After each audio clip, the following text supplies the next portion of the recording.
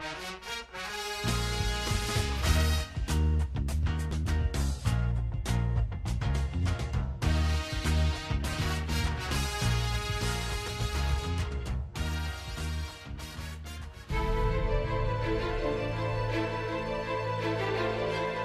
is just a quick little work in progress video of the enraged Superman statue.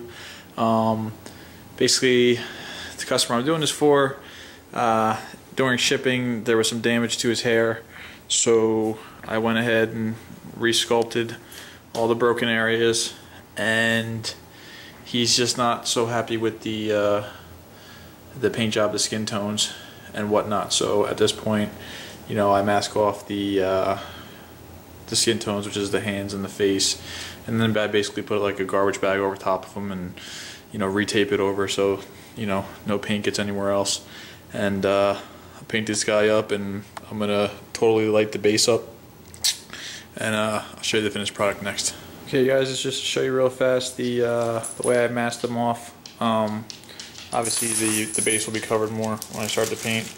I'll probably do another garbage bag specifically just for that. And basically, you know, you just cut a hole in the bag for, I'm just painting the hands and the head, and you know, I do a preliminary kind of like tight masking directly on the statue, and then over top of the garbage bag a second layer, just to make sure nothing, you know, gets in there, because you don't want to be reworking more stuff than you have to do. But this is a really easy way for you guys to, if you got like a banged up statue you want to try and fix yourself, you know what I mean, and you have an airbrush, because if you're just going to use a paintbrush method, you know, you can be nice and careful. You don't even have to mask if you take your time, but to get that desired effect of an airbrush, you know, it gets everywhere. You gotta really mask everything off. And he kind of looks like he's enraged singing in a choir, Superman, now with this garbage bag robe on. But that's it. That's basically how I mask my stuff off in situations like this. And what's cool about this garbage bag is it smells like lemon, so it's all zesty and clean as I work. Okay guys, just one quick video. I know I said that was going to be the last one, but I just want to show you something. What I do when I have to paint just small parts like this is I prime it with a silver, which is this silver right here, aluminum base, auto. If you're going to do this, make sure you look on the back right here.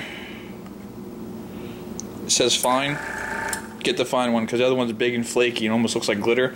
But this is perfect.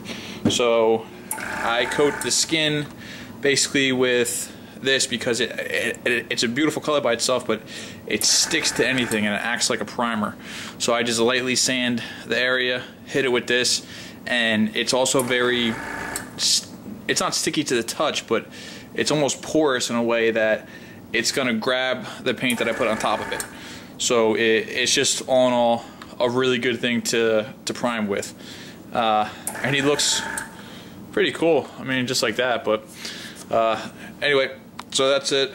And this is just a little backup of my work area, all my paints and everything. And here's my work in progress guys over there. Giant juggernaut down there. And that's my baby right there. She hangs out with me everywhere I go. She's my shadow. And that's it. Okay guys, here is the finished enraged Superman. Like I said, I really just only did the hands and the face and finished up the sculpting. Down at the bottom of the base here, I reglazed it, which is anything that's a clear cast resin. You know, it's you could bring it to life a little bit more with a nice clear coat or a glaze. You just gotta let it dry and harden. So when I originally had this, it was very dusty and dull, and you know, it's good now. So that's basically it. And what I'll do is zoom in here and resculpted the hair and put the blue highlights. And I made his eyes look a little bit more enraged, like the Michael Turner art I think this was based off of. Not sure exactly. But the coolest thing about this statue is that the guy I'm doing it for, he's displaying this kind of in like a I guess commercial atmosphere, like a small business, and it's going to be behind a glass case. And this version right here did not come with light up feature, which, you know, sucks, but I hooked him up with one, and despite that, I hooked him up with a wireless one. So obviously there's that wire there that's going to get plugged into, it's behind that paper towel rack, but he could plug it into anywhere. He's got a good probably 6 foot, and you can throw an extension cord on it. But there's lights underneath it that work off of a signal, and I'll be giving him a remote control. And to show you what happens, I'm just going to dim the lights, so just give me a second.